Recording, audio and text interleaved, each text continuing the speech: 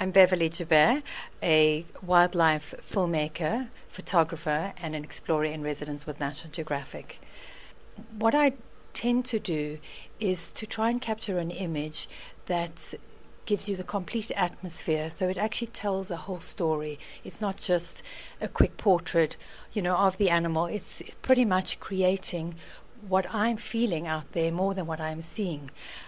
And by doing that, I'm hoping that I'm going to make people care, because I think ultimately if we don't get people to care and have any emotion about what they're seeing, why would they want to be part of the wilderness?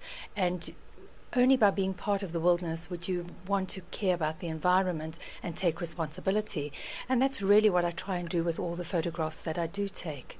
I spend a huge amount of my time in Botswana, in Africa, and a lot of that time is working with predators, leopards, cheetah, and lions. 25 years ago, we had 50,000 lions in Africa, and now we're down to 20,000.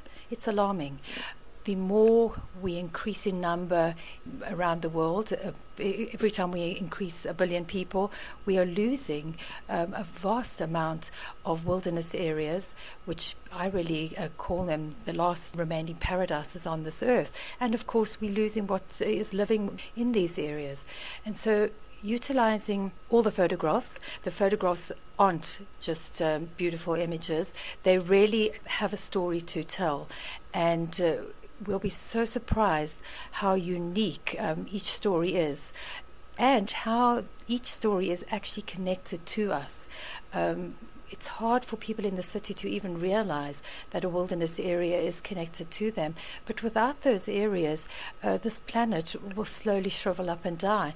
If you look at it in a spiritual way, our soul is coming from these areas. But if you look at it in the way of how it's feeding our planet, we desperately need oxygen. So we need wilderness areas. The trees are feeding us oxygen, and without that, we are going to be living in a very toxic world.